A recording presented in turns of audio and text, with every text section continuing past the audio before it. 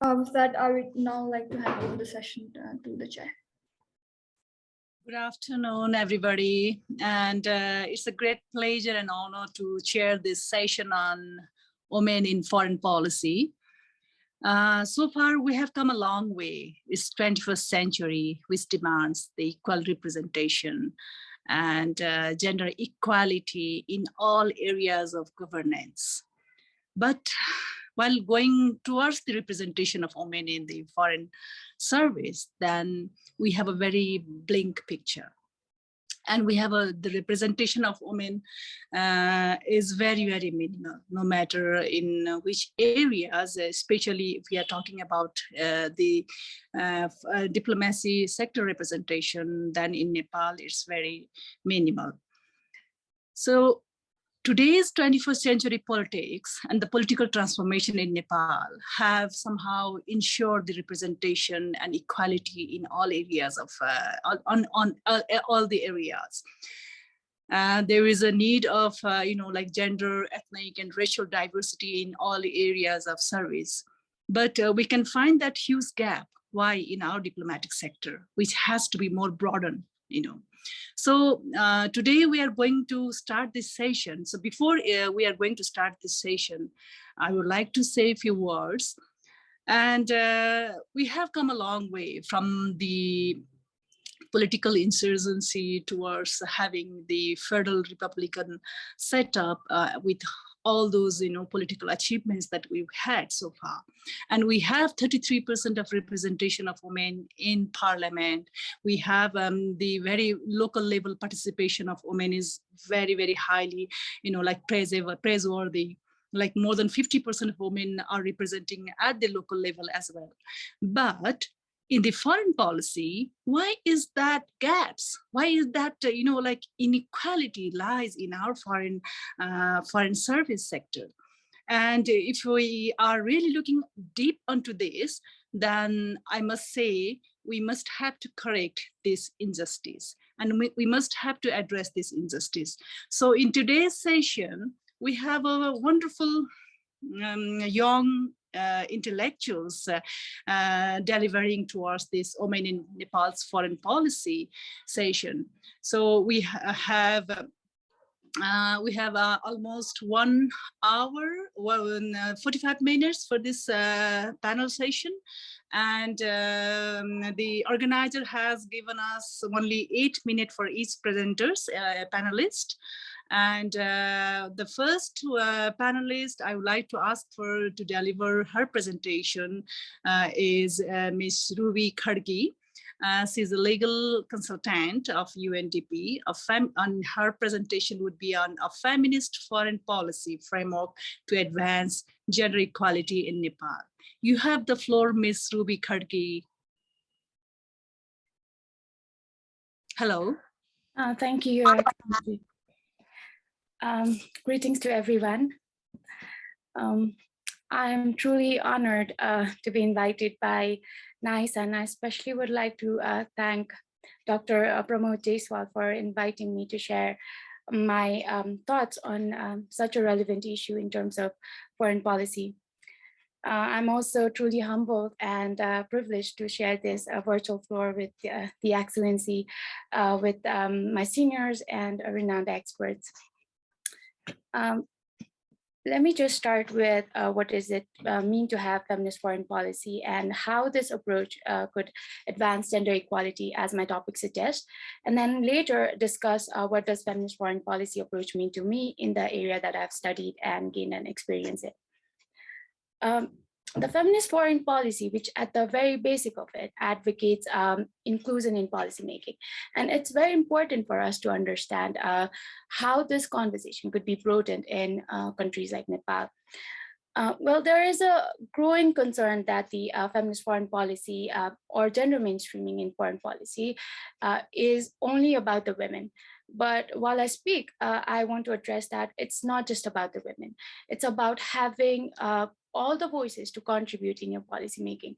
So, and also it strongly suggests to move away from the binary interpretation of the word feminist and to include or to, include a more, intersectional lens to it. And even though we are in the initial phase of understanding what our version of feminist foreign policy will be like, it's very important for us to understand that feminist foreign policy at the heart of it is bringing those who are not in the decision-making structure, whether that's women or the marginalized, into the space and into the conversation.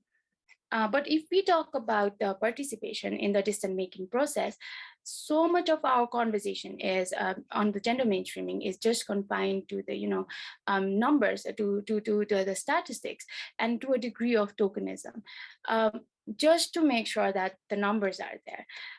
But what we actually have to ensure, or what is more important, is whether there is any major policy changes has happened in that particular thing. So when we look at something like feminist foreign policy in countries like South Asia, and let me just speak for Nepal, the mindset has been or tend to be held back by the patriarchal traditional values, which is unfortunately isn't in the favor of the women population or rural population in general.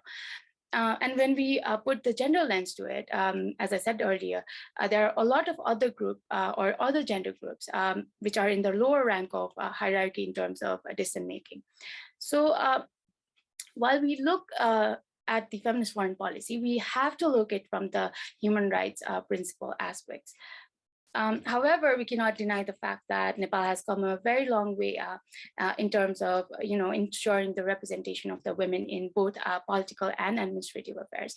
We've seen strong female leadership in our countries, but is that enough? Like, the answer would be, like, immediate answer would be no, because what actually is needed is to bring these perspectives into the other various aspects of the policy making. Likewise, the numbers we can see in the foreign policy services or the number of women has increased over the years. However, if we look inside the different division of the foreign ministry, what we can see is women officers are mostly confined to the protocol section, and the underlying assumption is that they're just good with the hospitality thing, and hence they are stereotyped with in their respective division of work. So I think this gap is what calls for the feminist foreign policy. And coming back to the idea of foreign policy, which is just no longer what we used to consider back in days, it's so much of other issues, including climate change or gender issues. So along with that, there is other issues such as migration and labor diplomacy. And one of the key objectives of foreign policy in Nepal and in other countries is to seek new labor market to export the human resources, and which definitely will be including women migrant workers. And majority of time when we are sitting in the negotiating table, like negotiating or trying to figure out what our relationship will be with the recipient country, how often do we have compromised the issues of women's rights and security, and then, like, just for the other larger economic goals, which we think are larger, but yeah. And then I think what instead we need to do is, like, sit and then sit in the negotiating table and then ask, like, what are you gonna do to ensure the protection of our women? And I think that's what is going to define our relationship with that country. But we take such a harsh decision, we have been taking like harsh decision of stopping women instead from going, just in the name of protecting our women. So in this context, we have episodes which exemplifies how patriarchal systems find a way to restrict the women's rights. So back in July, a policy was made that banned women from going, or banned women with the children under the age of 2 from going abroad. And I think this is one of the clear examples that which explains why the absence of the women in the policy making position perpetuates the marginalization of women outside the home. Therefore, Nepal must consider a feminist foreign policy, because including women and other marginalized communities will definitely help rethink employment and security from the lens of the most vulnerables. And if we see in the city areas like Kathmandu, right, we talk so much about the gender-based violence, sexual harassment, and which is a bigger issues, right? But when we go in the rural areas, women out there have no idea, they aren't aware about these kind of issues. So our priority requires to tell them what consists of it, when to draw the line, when to set the boundaries. So along the lines, I would also like to mention that during one of my projects with UNDP, I was in one of the most rural area of Nepal, Sudur Paschim province, where women really came out of their house without asking their husbands and their in-laws. I think, and all they thought what they were doing is supporting their husbands, but in reality, what they are doing is supporting them without any financial support. And I mean, so either they have to, accept the real world of living in poverty, or which is of course detrimental to their health, or sometimes, find a very difficult means of surviving, or yeah. So and by doing so, I think what they are doing is they are jeopardizing their health, their education, and their mental well-being just for the sake of household chores, which is again a huge compromise in the human life. So the question is, does our policy framework cooperate with women with these kind of issues? Does it provide any agencies to the women and the marginalized communities to recuperate their losses? So these issues are quite diverse, like it is distinct, it can be seen, it's evident, but everything has been looked from the urban lens. And I think that is what is a problem here. And the fact that some people just have to pass on their minds and just let people who actually need to speak be heard, and which is again a challenge that we need to think about. So in conclusion, what I'd like to say is that any kind of policy formulation, whether where you're out of or does not belong to your geographical space, is equally as important.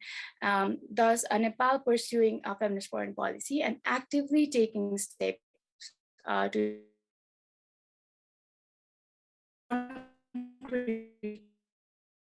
which can project a new image, will have a significant impact in its global standing. Thank you so much.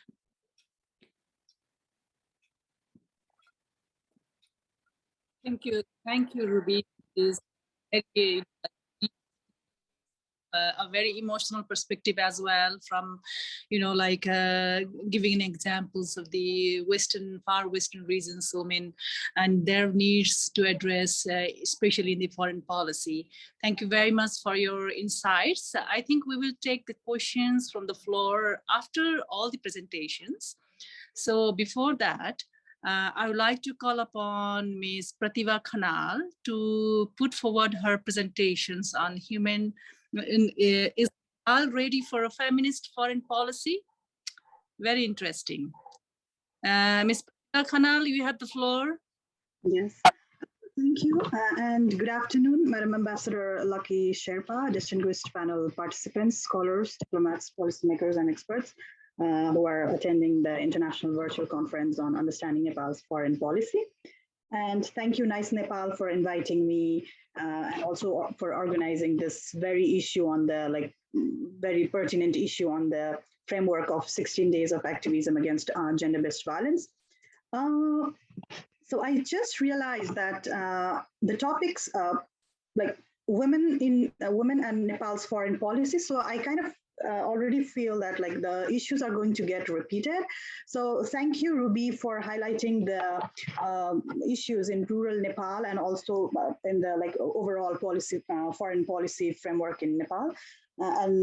So I'll try to be a little different because she has already dealt in detail the feminist foreign policy frameworks and the issues covered therein. So what I'll try to do in my presentation is, so I'll try to brief out a little international background, and I'll try to make a differentiation between, because we already have the Women, Peace and Security Agenda, the United Nations Security Council Resolution 1325 on Women, Peace and Security Agenda. So I'll try to answer to this question, like why do we still need the feminist foreign policy globally and also in the case of Nepal.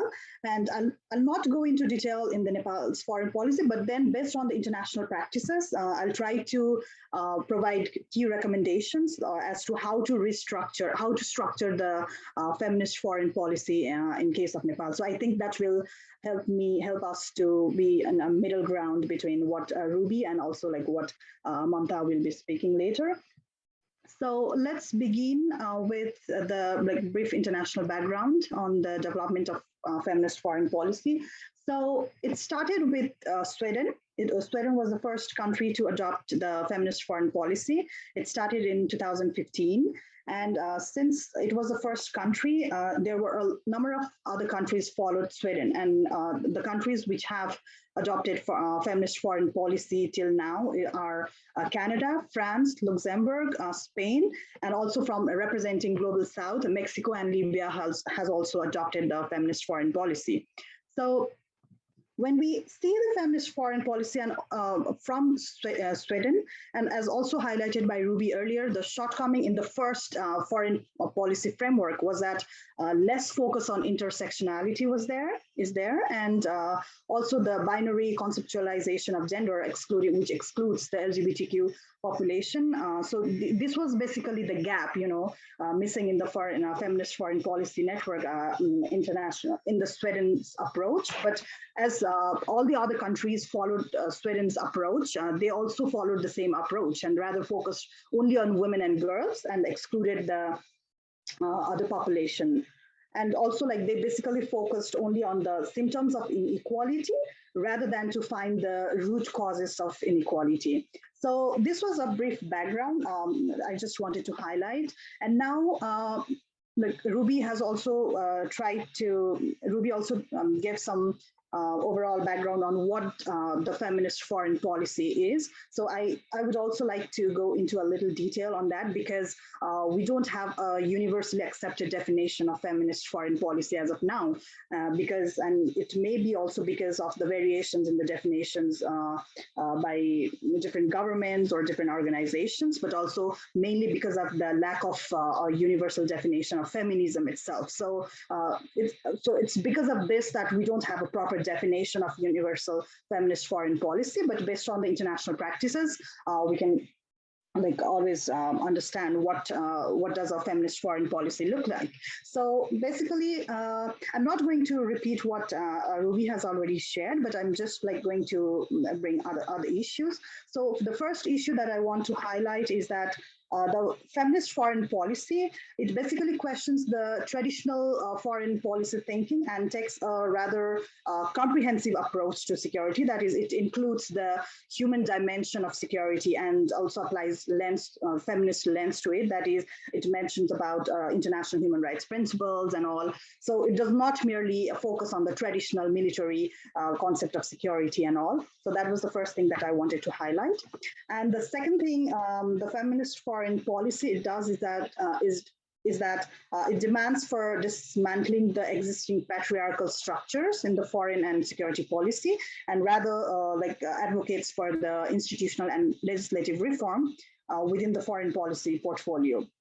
So thirdly, it favors a bottom-up approach rather than the top-down and state-centered foreign policy discourse. So these were the three things that I wanted to highlight before moving on to the recommendations. And also when we see at the international level, there are 5 core values of feminist foreign policy. The first one being intersectionality, which has already been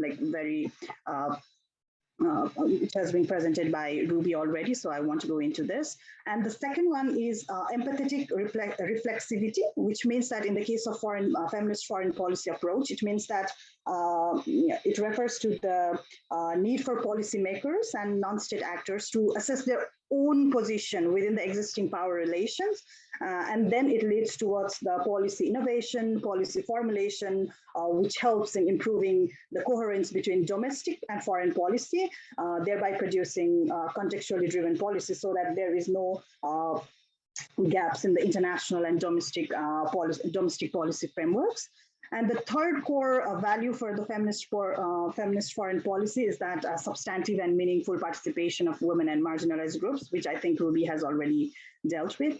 The fourth one is accountability.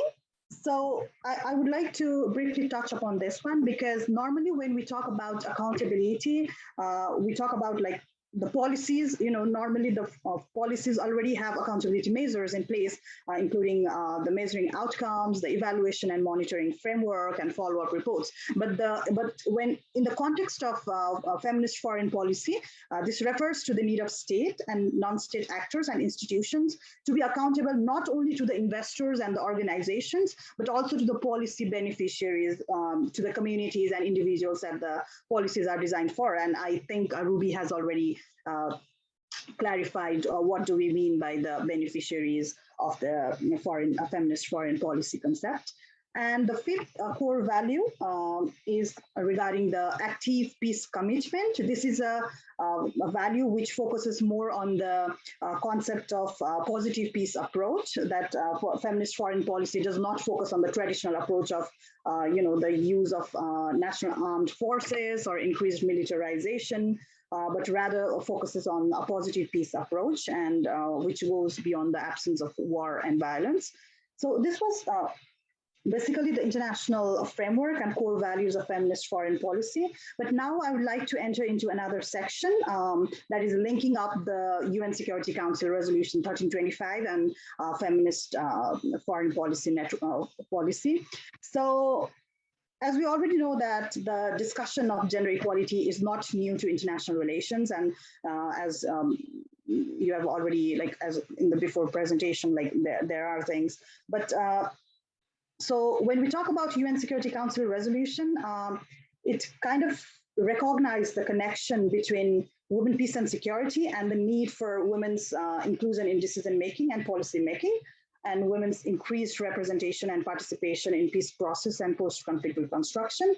But however, feminist foreign policy was kind of defined narrowly by the Women, Peace and Security agenda, because the Women's Peace and Security agenda, it merely asks for adding women to the peace process and decision-making bodies without adequately and analyzing the patriarchal structures, the power structures, or the connection between arms trade and women's oppression, militarization, and things like that. So it basically focused on the representation, rather than underlying the reasons and reasons of like reasons behind power structures and discrimination and all. So that is why there is a need of feminist foreign policy, because of this particular gap. And but however, feminist foreign policies, they are strongly built on the framework of Women, Peace and Security agenda, like the agenda has become a basic, framework for enacting foreign policies by Sweden, Canada, Luxembourg, and Norway. All of these countries, the key priority in their feminist foreign policies is the Women, Peace and Security agenda also. So, and when we talk about Nepal, we had the And so, so in order to implement the Women, Peace and Security agenda, each country developed their own national action plan on the implementation of 1325. So in case of Nepal, we had the plan starting 2011 until 2016. But now, since 2016, there is no national action plan on the implementation of 1325. So, which basically leaves us to the gaps of addressing issues of women, women's and marginalized groups issues in post-conflict Nepal, but also like preventing conflict and the issues of sustaining peace and all. So it's because of this lack of adoption of the National Action Plan on 1325 that we are facing. So this is the current situation in Nepal, that we don't have the National Action Plan on the implementation of 1325. And as far as I'm aware, we already, the civil society organizations, we have 1325 Action Group led by Sathi and other organizations. We already have formulated the draft national action plan, but it's still like not adopted. So this is the major lacking which I see when we also speak about feminist foreign policy in Nepal. So now let me enter into the last part of my presentation, that is like based on these international policies and also the lack in Nepal, as highlighted by Ruby earlier, I would like to propose as to how we can structure the feminist foreign policy in Nepal, like whether we need a new policy or whether we can revisit the existing policies. So as Ruby has highlighted, Nepal still has this entrenched patriarchal structures and gender biases, in, especially in case of diplomacy, security, and politics. So the first recommendation that I would like to propose would be taking a comprehensive approach to develop feminist foreign policy, like Ruby has already mentioned. And so it's all about intersectionality and like social inclusion, considering women and other marginalized groups.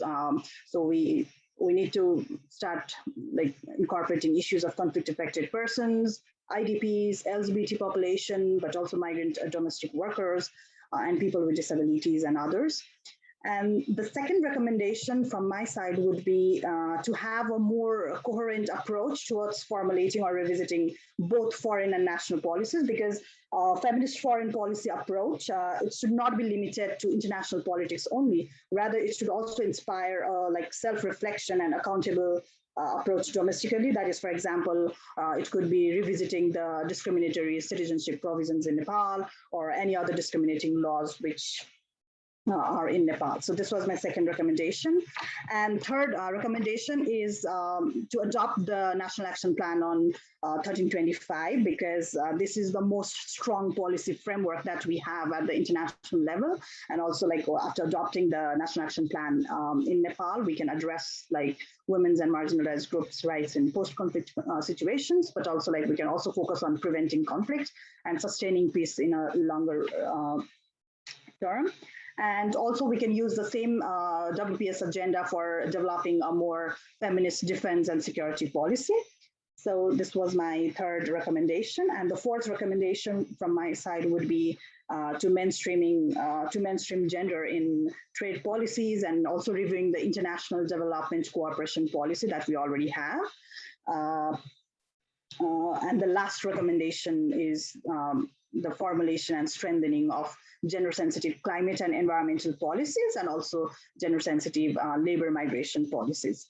So yes, that was all from my side, and I think I will end it here and look forward to Mamta's presentation and also to the floor. Thank you so much. Thank you, Prativa, Khanal, for your very wonderful insights on is Nepal ready for a feminist foreign policy? Well, definitely, Nepal really have to look towards it. But before that, Nepal also must have its own foreign policy, which has not yet been endorsed by all the major political parties. So we have that weakness, and we really need to sort it out as soon as possible, because the endorsement of our own foreign policy, enshrining the national interest, which shouldn't be biased on a political way, is one of the most, like the prior concern that the Nepali political leadership should have to acknowledge, I think. And for that, in that regard, Honorable Foreign Minister Naren Khadgi had already given us few words to have a concrete consolidate foreign policy documents, which will be endorsed by all the political parties. And by that time, I think the feminist foreign policy framework and the feminist foreign policy, recommendation and guidelines, like Ruby and Prativa had already mentioned, could also be one of the area where we can articulate those issues of, gender inequality and, differences in the foreign policy. Thank you very much, Prativa, Khanal. It's really nice listening to you. And now I would like to call upon Mamta Siwakoti, UNICEF Regional Regional Office of South Asia to present her presentation on women in Nepal's foreign policy. You have the floor, Mamta. Thank you. Ambassador Lucky Sherpa, panel of experts, distinguished guests and organizer. A very warm good afternoon to all of you. I would like to thank the organizers for this platform, and in view of time, I would like to start my address on women in foreign policy of Nepal. A week ago, when the poster for our panel was finalized, I shared a nice post on my Facebook story. When I did that, I got a question asking why an educated girl like me with opportunities is talking about gender in foreign policy. I was annoyed, to say the least. I wanted to shout, why not? We make up 50% of the population. How preposterous is it to claim that we can omit 50% of the voice of the country, of the world, and hope for accurate representation of national interest and recalled this question, it led me to understand what the most important constraint in participation of women in foreign policy in Nepal was. There was lack of understanding of the causal link between national interest and gender responsiveness. As other aspects have already been covered by my colleagues, these challenges in participation is what I will discuss in my address. Why does gender matter? Do I matter to foreign policy and ultimately to national security of the country? Now, before we start on to that, let's first dissect what foreign policy is. It is an extension of national interest in international relation. It is a country's guideline in deciding how they will conduct themselves so as to achieve their national interest. The key word here is national interest, which involves security. For decades and even now, national interest and national security has not been seen as an issue that involves women at all.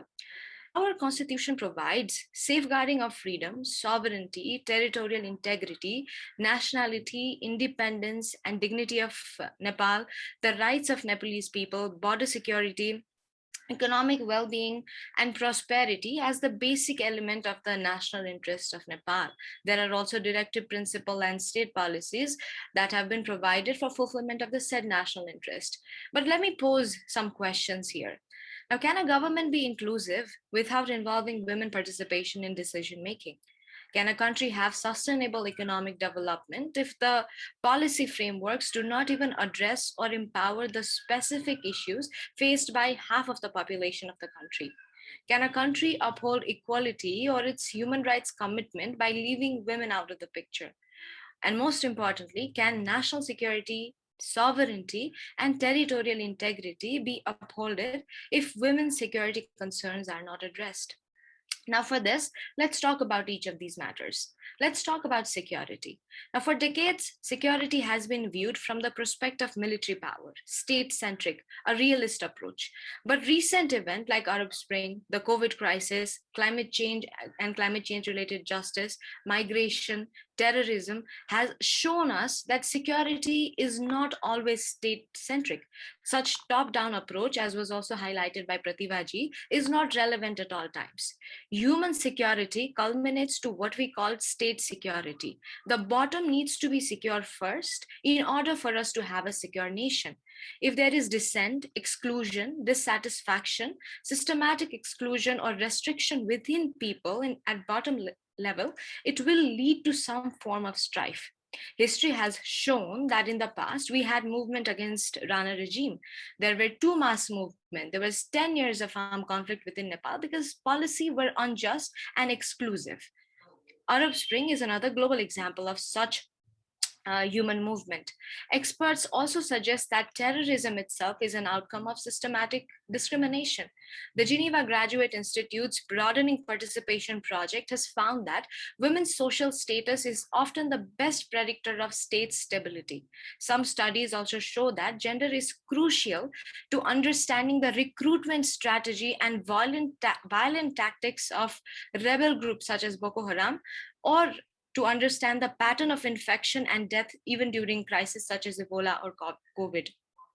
So if we are to ensure human security, which culminates to state security, women participation, and responding to structural discrimination and exclusion and stigma faced by women is a must.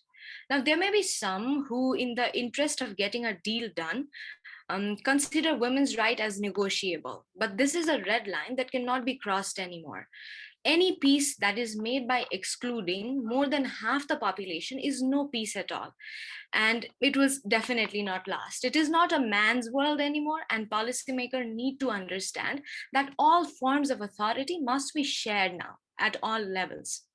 The Security Council resolution, again highlighted by Prativa ji, also, it highlights the role of women in peace building, resolution of conflict, among others. And Hillary Clinton specifically had a campaign that's about using all possible means to promote women in foreign policy in the United States. Now, this was about security. Another important aspect of national interest is economic prosperity. Now, let's talk about that. Nepal is largely agriculture and small-scale industry-based country. Our National Adaptation Plan of Action 2021 to 2050 also states, as the migration rate of male population has increased, the percentage of women who have been involved in agriculture, forestry, and small-scale manufacturing outweighs that of men, specifically in rural areas. The UN Food and Agricultural Organization estimates that if women farmers were provided the same access to seed, fertilizer, and technology as men, they could improve their yield by 20 to 30% and reduce the number of undernourished people in the world by 100 million to 150 million. Now, if the economic diplomacy of Nepal, that is, the areas where we seek international assistance, is catered more in providing modern technology, vocational training, and equal access to women in agriculture and small-scale industries, the sustainability of the said profession is very likely to increase. According to World Economic Forum, countries where men and women are closer to enjoying equal rights are far more economically competitive than those where gender gap has left women and girls with limited or no access to technology, education, elected office, and the marketplace. Now, this is about how foreign policy must address gender as an issue for national security.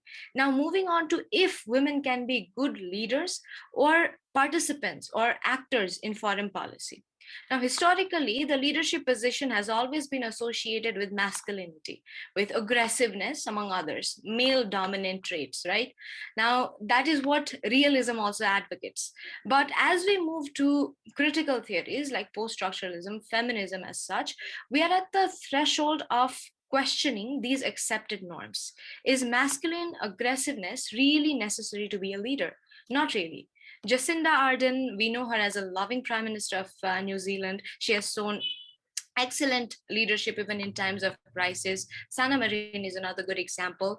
The Sweden government has been declared to be feminist government since 2014, as also pointed out by Prativa ji, and it's doing really well. So being a leader is not just about wielding dominance and aggressive stance.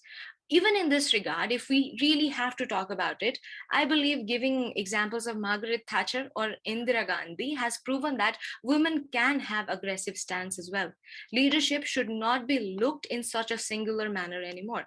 Individual characteristic can either be compassionate or aggressive, masculine or feminine, but leadership should be viewed from their capability in framing policies and implementing them for national interest.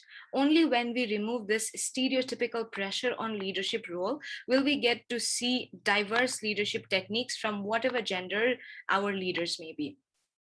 Now, diplomacy is ultimately about solving problem, and problem of globe and problems of country involve women too. Some problems are faced by women, some problems are caused by women, some problems may be solved by women. So understanding that women are as equal an actor of foreign policy as men is crucial. And because the foreign policy framework and panel has been so historically male-oriented, we need this conversation and some equity-based framework today to reach the point that we are envisioning right now. Now, further representation and participation of women in foreign policy roles inspires young girls in pursuing their career in this field. I won't take much time, just a little now. just 2 minutes now. So how can Nepal ensure this participation then? Now, addressing the positive aspect, policy framework of Nepal is pretty gender inclusive. The Public Service Commission policy, constitutional inclusion, provides space for women to be recruited. However, the problem now lies in implementing these framework in sustainable manner. Firstly, making it easier for working mothers to do their duties. Daycare in office, breastfeeding room, changing trays for children in both male and female washroom is integral. In Mofa, there is a daycare center, but it is a common one in Singadarbar for all ministries. There are no breastfeeding room or changing trays, which makes it inconvenient for new mothers or even father to take care of their babies. Now, along with these infrastructural involvement, change in mentality is also the must.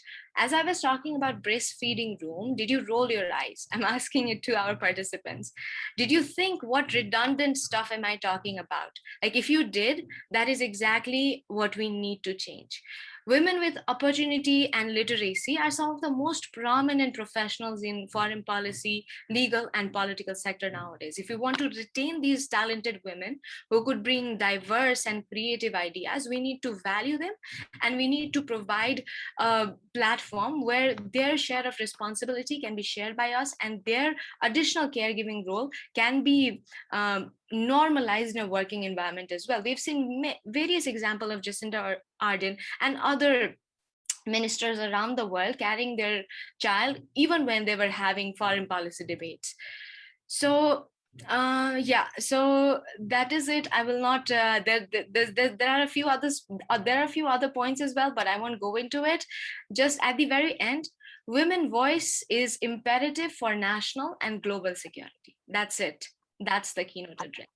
Thank you so much, Mamta, for such a wonderful insights, especially managing the gender issues and how we are going to address these concerns in our upcoming foreign policy. I would like to thank all the presenters and panelists today in our Women in Foreign Policy panel, and I think this is the beginning of the discussion, and we have assumed that there is a lot to do, especially while we analyze our own foreign policy.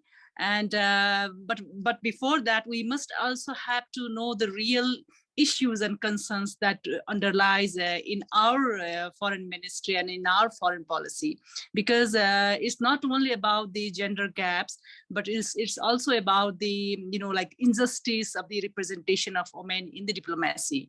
So I would like to thank you all the presenters for opening up the very wonderful discussion that we have almost forgotten, especially in the diplomatic sector, because we often used to think like, what kind of feminist foreign policy, while we don't have our own, like consolidated foreign policy, which has been endorsed by all the political parties. So we always have this kind of questions.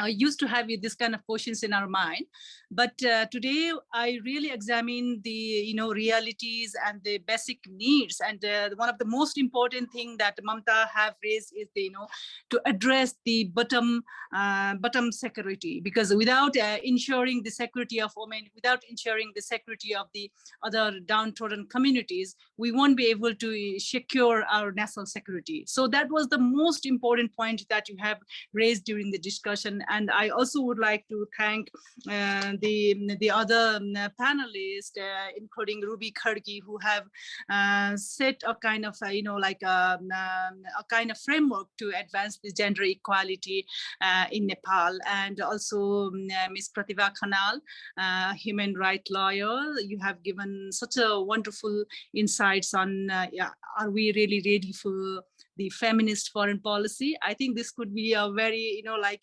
hitting stone for many of our leaders and those who are in the foreign policy itself. But this is just a new beginning, and definitely this discourse will continue. And thank you very much, Nes, for giving us this wonderful opportunity to incorporate the issues of women in the Nepal's foreign policy. We look forward to see you all again. Thank you so much. And thank you, Dr. Pramod, for initiating this. Thank you, everyone. Thank you.